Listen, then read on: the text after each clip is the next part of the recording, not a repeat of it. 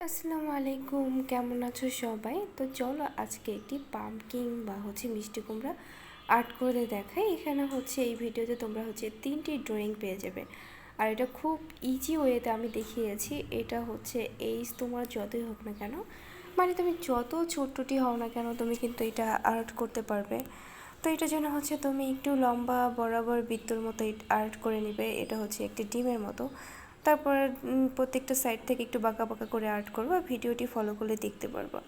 তো pumpkin art করা শেষে আমি একটু পাতা লতাও আর্ট করে নিয়েছি। আর এখানে একটু রেড কালার পেন্সিল দিয়ে দাগ করে নিয়েছি, যাতে দেখতে আর একটু সুন্দর হয়। এরপর পুরো পাম্পকিনটা মিষ্টি কালার রং দিয়ে পুরোটা কালার করে নিয়েছি। এরপরে এটার পাতাও কিন্তু সুন্দর করে আর্ট করে নিয়েছি, রং করে নিয়েছি। এরপর নিচে একটু পেন্সিল দিয়ে দিয়েছি। তো এটা আর্ট করা ডান হয়ে গেলে আমি এখানে মিষ্টি কুমড়া ডান হয়ে গেলে এখানে আমি টমেটো আর্ট করে দেখাবো। তো এটার জন্য আমি একটি ছোট্ট গোল শেপের একটা কিছু নিয়ে নিয়েছি। এরপর এটা একটু মাঝখানটা দিয়ে দিয়েছি, উপরটা একটু খালি রেখেছি।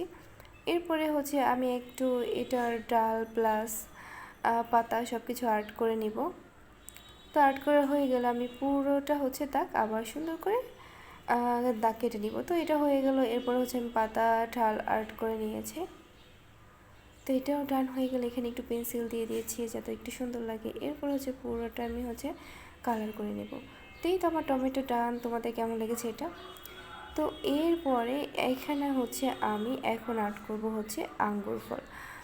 এইটা কিন্তু অনেক বেশি সুন্দর লাগে, তাই না? আর এখানে আমি একটু কাঁচা আঙ্গুর ফলই আর্ট করে দেখাবো। তো এইটা গোল গোল করে দেখিয়েছি তো ভিডিওতে, কত ইজি ওয়েতে এটা আর্ট করে দেখিয়েছি। তো এরপর আঙ্গুরের যে পাতা থাকে বা ডাল থাকে সেটাও আর্ট করে নিয়েছি।